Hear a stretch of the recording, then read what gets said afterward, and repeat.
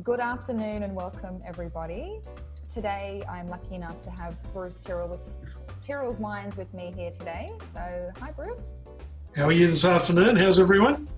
Well, I'm very well. I hope everyone who's joining us is also doing well. So this is something that we haven't done too many times before, the whole Zoom live video, but we figured it would be a little bit of fun and it's the best way to bring some interaction and some wine tastings to our customers. So we're going to be looking at the 1858 range today, which you guys make for us, and we'll talk a bit about the vintage and a few other bits and pieces. So I believe you're the fourth generation. I'm the fourth generation, yeah. The Tyrrell family started here in 1858 on this property. Original 320 acre selection. It wasn't a grant of land. It was the next best thing, where you got what was called a concessional allotment, maximum of 320 acres. You had to build a house and develop it and that sort of thing. And then at some stage in the future, you had to pay for it. My great-grandfather strung them on till 1905. So I started here, mixed farm, you would assume. Some vines that were first planted in the Hunter in 1828.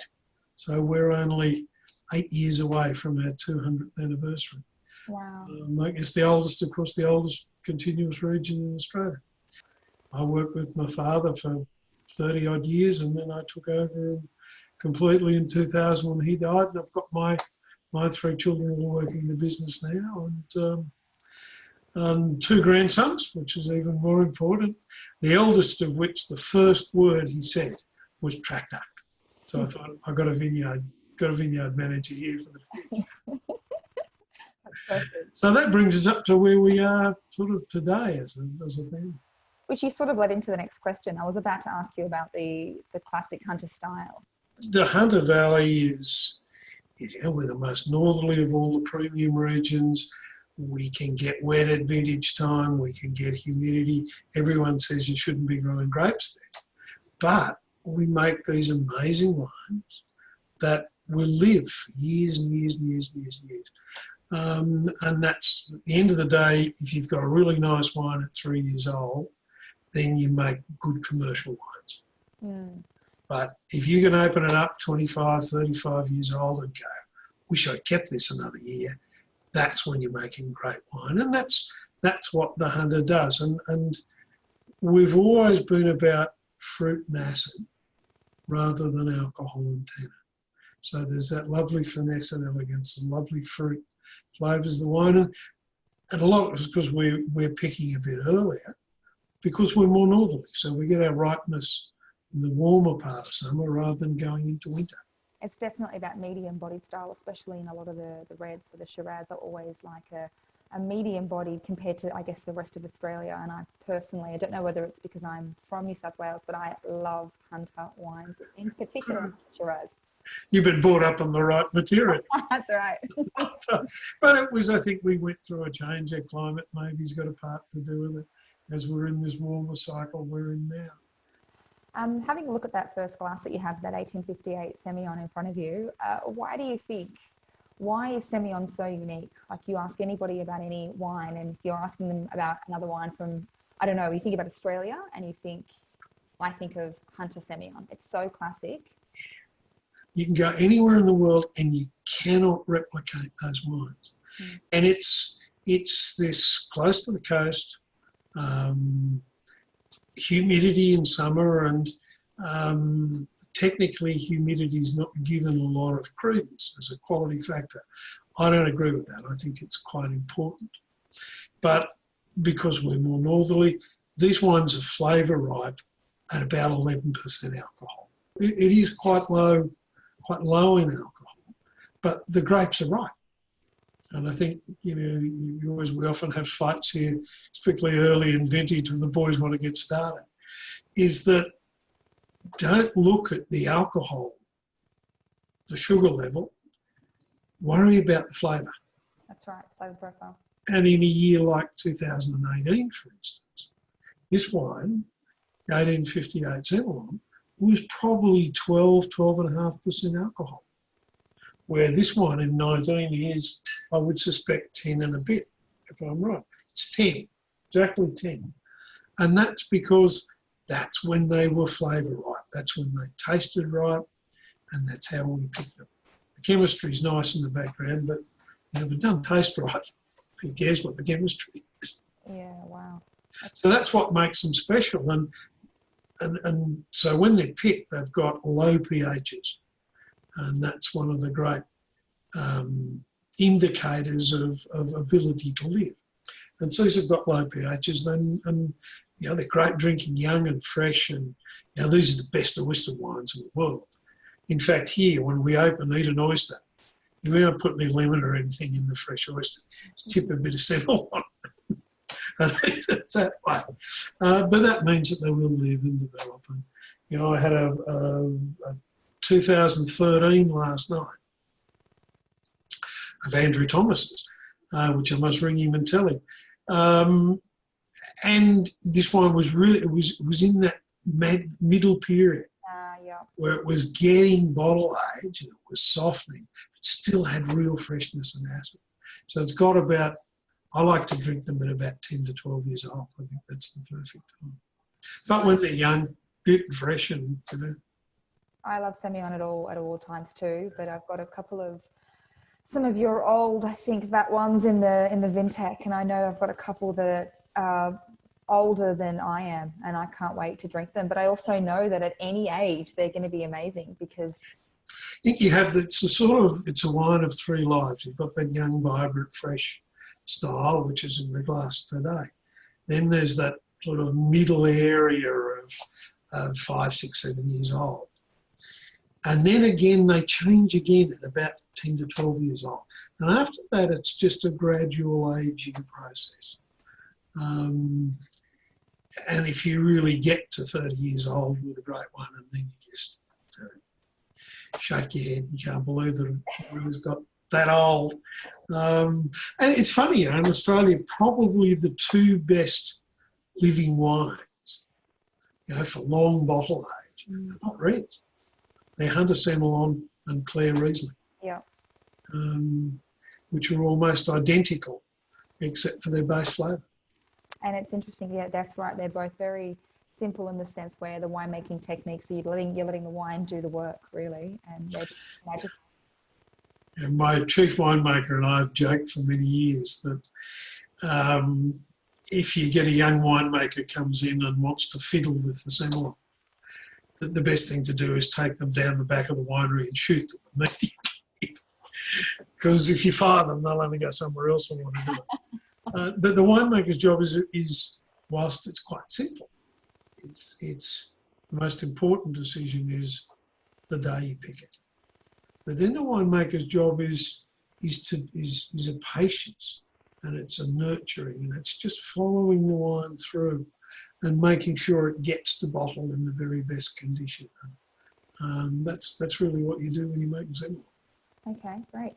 I guess I don't have that many questions for you left. I was just going to ask you to maybe run us through the wines that you have. Okay. Very brief. I think, they're just through the Semion is that 19, it's fine, it's fresh.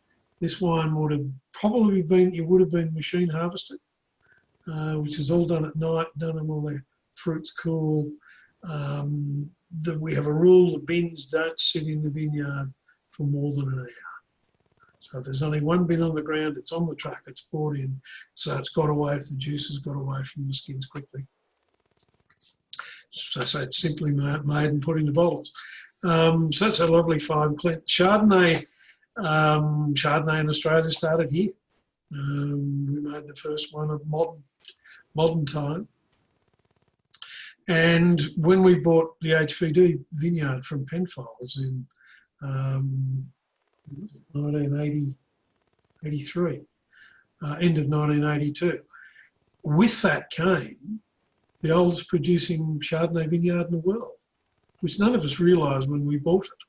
We only worked it out since then. So it's wonderful to have that great bit of history and to be able to do that to the Europeans.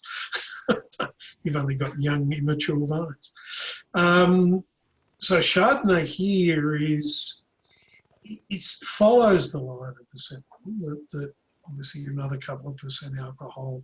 It's been matured and had some time in small, new and older oak just to add some complexity and lift.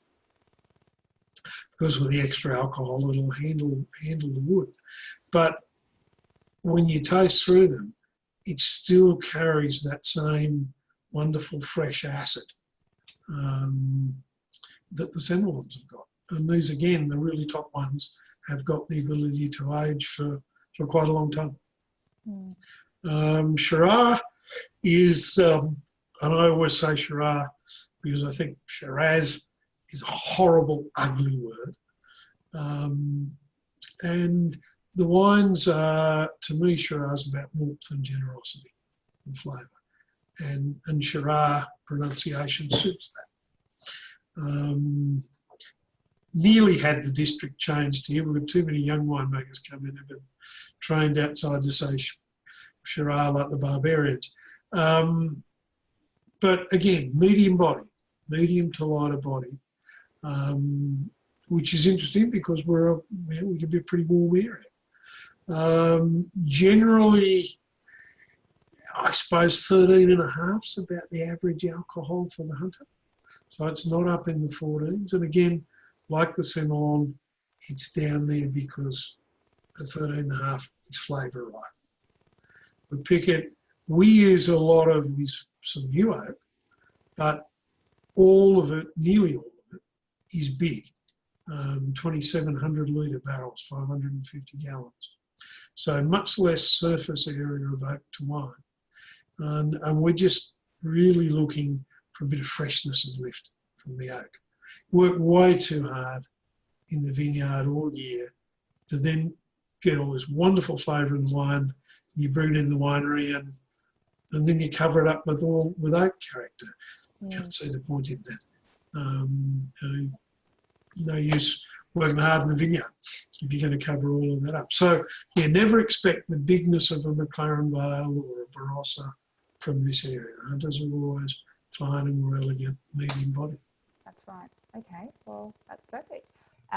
Just wanted to ask you one more question just about the 2020 vintage and how, I guess your thoughts on, so obviously there was a lot of issues with the fact that we had some drought happening in 2019, obviously the bushfires, which severely affected everywhere in Australia, and then obviously now that we're currently going through, and the reason why we're doing this video, not face-to-face, but obviously with COVID. So what are your thoughts on all of that? Well, it's been 4 pretty tough years. Really, the drought started in 2017, and certainly 17 and 18, 15 and 16 were wet. We had a carryover of soil moisture that got us out of 18, but 19, then the crop really started to drop away. And you could see that coming into 2020. And in the end, the berries that were on the vines were about half normal size. So we had the right number of bunches, but the berries were tiny. And that was just simple lack of rain. You know, we had more rain in the last 10 weeks than we had in the last 3 years. And the place looks wonderful outside now. Then the bushfire started up in northern New South Wales. And really we had damn near 6 months of it. And so we had no fire in the district. Well, a couple of little spot fires, but no real fire. But it was in the mountains behind us. And so there was smoke about from really late October through into January. And so then there was the obviously smoke taint was going to be a problem. We started testing in November. As soon as we got enough juice in the berries to be able to crush it, test it, we started testing. And it was quite obvious early on that this vintage was going to be in jeopardy.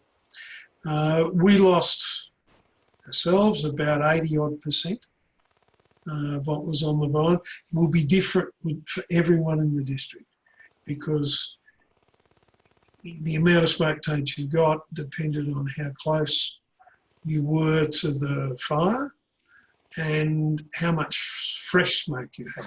So actually the smoke taint for a sample on top of a hill was higher than it was from the same vineyard down the gully, where I thought it'd be the other way around. But so that's it, 80 odd % of this year's crop just wasn't picked. Probably half of what we did pick will be used for experimental work. And hopefully out of all of this we will get enough knowledge so that next time it happens, and it will happen again, people will have a lot better idea of what to do. I mightn't be here, but those who are will benefit from having that information. Mm-hmm. And then, of course, we stopped as a country. Haven't stopped drinking quite. Opposite. Yeah, I talked to people who, used to have the first drink at 7:30 at night because that's when they got home. Now that they're home all day, yeah, it was the odd 4 o'clock in there. Yeah, I've been hearing this a lot too. Yeah. Well, thank you very much for your time, Bruce. Okay, no problem. And thank you very much for the viewers watching. I hope you've enjoyed the video, and we'll see you next time. See you next time, and when we get out of where we are today, we'll see you at the winery.